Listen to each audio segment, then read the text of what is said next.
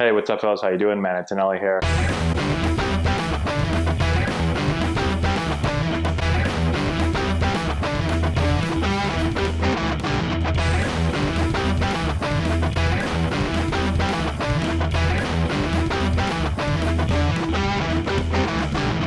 Today we're looking at some outfield play and tips from Bradley Zimmer. So I'm going to show the video real quick and then we'll chat about it. The best way to get better at playing outfield is taking live reads off the bat versus fungos, whatever. So what I typically do is righty lefty. I'll play on opposite side. I'll start a little shallow, and then just work on going back on the ball. Just getting my drop step. When you're talking about a drop step, are you trying to keep this one pivoted where you come back and open up, or are you using more of a jump to go ahead and go back? I do more of a pivot. Like I kind of start slightly open this way on the balls of my feet. I try not to get too wide so that I get stuck.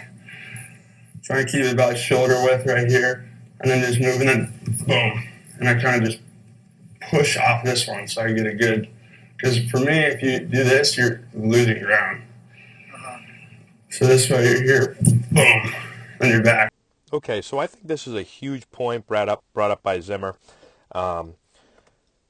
For me, in outfield play, getting reads in BP is the most important thing as far as developing an ability to read the ball off the bat, to read the ball in the air, to work on tracking the ball, to put yourself in as close to game conditions as you possibly can get.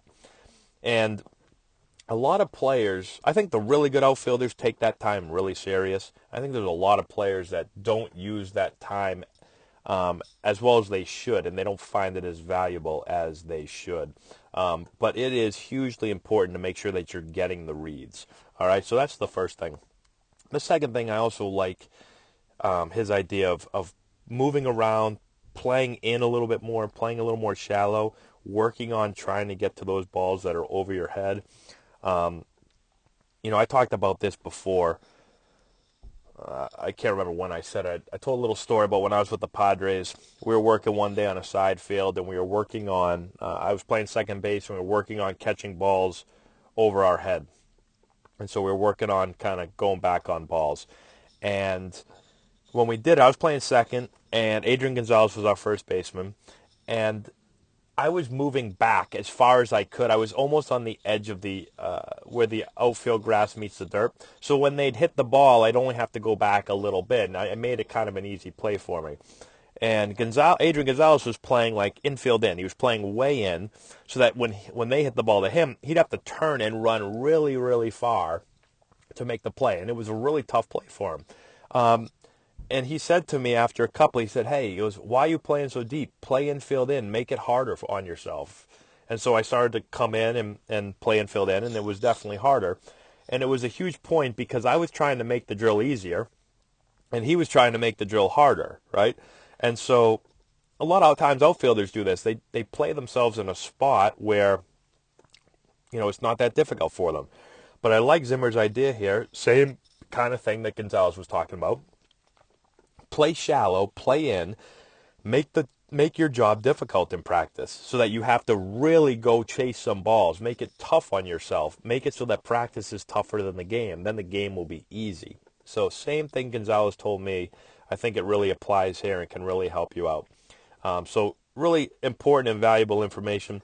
The other part here where he's talking about how to drop step, I've seen guys do it both ways. I know some players like to do it this way. Some players have a little bit more of a hop. A lot of guys don't even think about what they do. They just go get the ball. But I wanted to throw that in there also so that you can try it out, see what feels best for you, what works best for you, and then you can implement that into your game. So, again, hopefully this helps you guys out. Let me know if you have any questions in the comment section below. Subscribe to the channel if you've not done so already. Give us a thumbs up. I'd really appreciate that. Check out the description box below. We've got a bunch of stuff down there for you guys. We've got to deal with Plate Crate. We've got a bunch of recommendations that I think you guys will enjoy. So check that out and let me know what you think. And that's all I got, guys. Thank you again for watching. I appreciate it. Good luck to all of you. And we will talk to you later.